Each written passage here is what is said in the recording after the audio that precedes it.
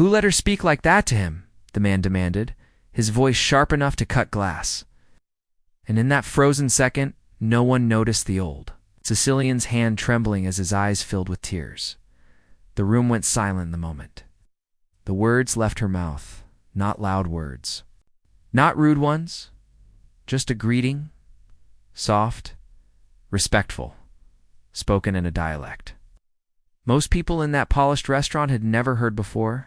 "Who taught you to talk like that?" the billionaire's assistant snapped, already stepping forward, already ready.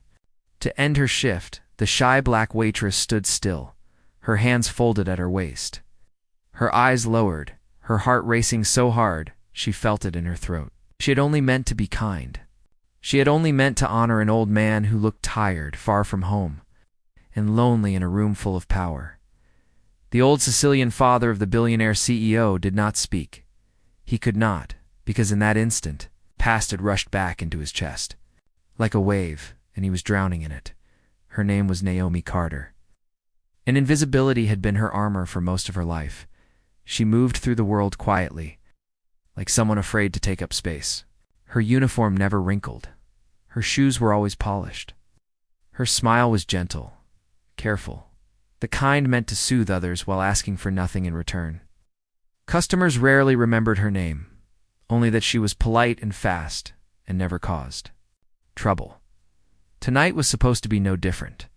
The private dining room smelled of warm bread, oil, and wealth. Soft lights glowed against dark wood walls. It's the kind of place where deals were made in murmurs and mistakes were not forgiven. Naomi had been assigned the table at the last minute. Important guest. Owner request. No errors allowed. She nodded. When her manager told her, even as her stomach tightened, at the center of the table sat the old man, silver hair combed back, his thick hands resting on a cane carved with careful detail. His suit was expensive, but worn, like it had been loved for years. His eyes moved slowly, taking in the room as if he were measuring it against memories no one else could see. When Naomi approached, she noticed his accent when he spoke to his son. She noticed the rhythm of it, the weight of it. It sounded like the stories her grandmother used to tell late at night. Stories carried across oceans and years. So when she greeted him, she didn't think. She just spoke. The words came from a place deeper than fear, a place of memory, of respect, and the room froze. Naomi did not know why yet. She only felt the air change. She felt eyes on her. She felt the familiar heat of shame crawl up her neck. "I am sorry," she said quickly, switching back to plain English. "I did not mean any disrespect." Her manager was already moving toward her, his face pale. The assistant's jaw was tight, offended on behalf of power, but the old man slowly lifted his head and everything changed. Naomi's backstory was not something she shared. It lived inside her, heavy and quiet. She had grown up in a small apartment, where voices echoed through thin walls and silence meant safety. Her grandmother, Rosa, had raised her after her parents passed, filling the space with food, prayers, and stories from another life. Rosa had been born to dock workers who spoke a mix of languages shaped by migration and survival. She taught Naomi songs and phrases that did not belong to one place, but too many. Rosa believed words carried souls. When Naomi was 16, Rosa fell ill. The hospital smelled of soap and fear. Machines hummed through the night. Naomi sat by her bed, holding her hand, repeating those old phrases because they were the only thing that made Rosa smile. "Never forget where kindness comes from," Rosa whispered once, her voice thin but strong. "Never be ashamed of knowing how." To honor people, after Rosa passed, Naomi worked and worked and worked.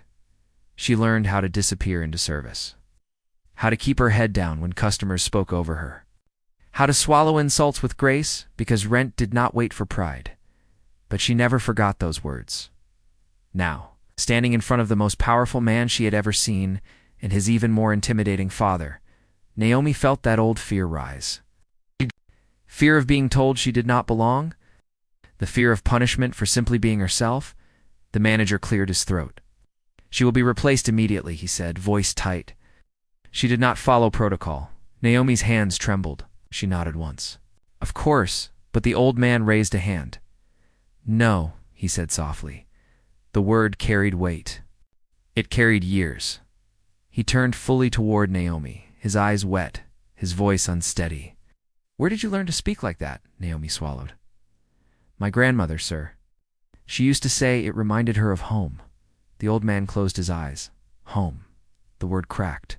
Something open inside him. He had left Sicily decades ago with nothing but hope and hunger.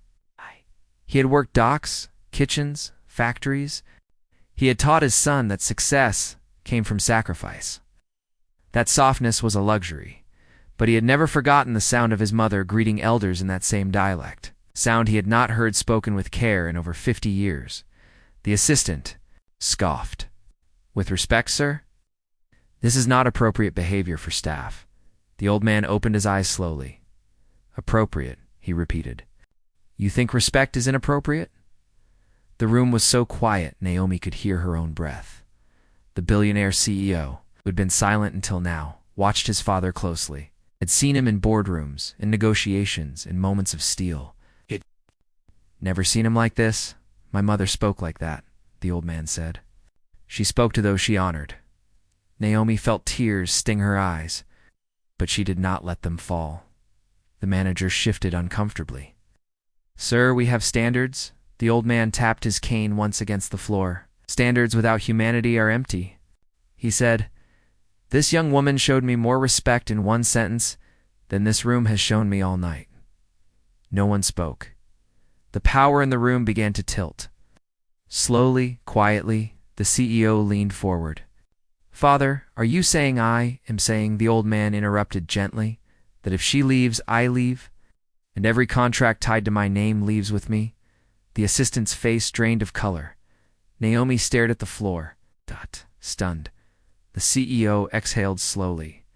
He looked at Naomi, really looked at her, and for the first time saw not a server, but a person carrying something rare. "Please stay," he said. "That is my request." The manager nodded quickly, apologizing under his breath. But the old man was not finished. He reached into his jacket and pulled out a small, worn coin. He held it out to Naomi. "This belonged to my mother," he said. "She gave it to those who reminded her of who she was. I would like you to have it." Naomi hesitated. Sir. "I cannot." "You can," he said. "And you should." Her fingers brushed the cool metal. The weight of it settled into her palm, grounding her. The rest of the meal passed differently. The room felt warmer. Voices softened. Naomi moved with more confidence, though she remained quiet. Her silence was no longer fear, it was strength. When the evening ended, the old man stood slowly, leaning on his cane.